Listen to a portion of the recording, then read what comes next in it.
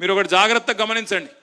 కాంగ్రెస్ ఓడు బీజేపీడు అభివృద్ధి గురించి మాట్లాడలే, సూర్యాపేటలో వచ్చిన మెడికల్ కాలేజ్ గురించి మాట్లాడలే, ఈ పక్కనే కట్టిన ఎస్పీ ఆఫీస్ గురించి మాట్లాడలే, కొత్తగా జిల్లా అయింది జిల్లా అధికారులందరూ ఇక్కడనే కూర్చుంటుండ్రు నాకు నల్లగొండ పోయే బాధ తప్పింది అని మాట్లాడలే, కొత్త మండలాలు అయినా చెప్పలే, తాండాలు గ్రామ పంచాయతీలైనా యాద్ చేయలే, వాళ్ళు ఇదివరకు మాట ఇచ్చి తప్పిన మాట గుర్తు చేయలే.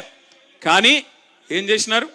అసూయ స్థానిక సర్పంచ్, ఎమ్మెల్యే దాకా కూడా కాదు, సర్పంచో ఎంపీటీసో జెడ్పీటీసో ఆయన ఇల్లు చదువుకుంటే కూడా చూసినావురా బగ్గ సంపాదిస్తుండు వీడు, ఈ ఎమ్మెల్యే ఎంత సంపాదిస్తుండో, ఇటువంటి ఇచ్చుకం బుచ్చుకం మాటలు మాట్లాడి రాష్ట్రంలో అందరి సంపద పెరిగింది.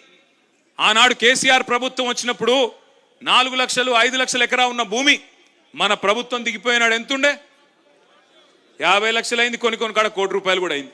మరి అందరి సంపద పెరిగినప్పుడు ఒక టీఆర్ఎస్ సంపద మాత్రం పెరగొద్దట, ఒక టీఆర్ఎస్ సంపద పెరగొద్దు, కాంగ్రెస్ ఉంది పెరగాలి, బీజేపీ ఉంది పెరగాలి, అందరు బాగుపడాలి, కానీ టీఆర్ఎస్ వాడు తెల్లంగా వేసుకుంటే మాత్రం మంచిది కాదన్నట్టు విష ప్రచారం చేసినారు.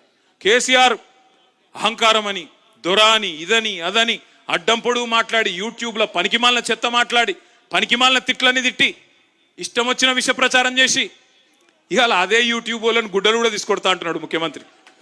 ఏ యూట్యూబ్ని అడ్డం పెట్టుకొని ముఖ్యమంత్రి అయిండో ఈ సన్నాసి రేవంత్ రెడ్డి, ఇవాళ అదే యూట్యూబ్ వాళ్ళనట గుడ్డలు కూడా తీసుకొడతారట ఆయన దగ్గరికి వస్తే.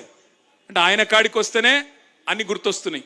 ఇదివరకేమో ఎవ్వరికి ఇక భార్యలు లేరు పిల్లలు లేరు, ఈయనొక్కలకే ఉన్నారట. ఇదివరకేమో ఎవరిని పడతా వాళ్ళని ఏది పడతా అనొచ్చు. ఒక్కొక్క కాన్స్టిట్యున్సీకి వచ్చి ఒక్కొక్క నాయకుడిని ఎంత అన్యాయంగా ఎంత నీచంగా ఎంత నికృష్టంగా మాట్లాడలేని భాషలో వికృతంగా మాట్లాడి ప్రజల మనసులు ఖరాబ్ చేసి నెత్తి ఖరాబ్ చేసి లేని ఆశ పెట్టి దురాశ పెట్టి అధికారంలోకి వచ్చినాం.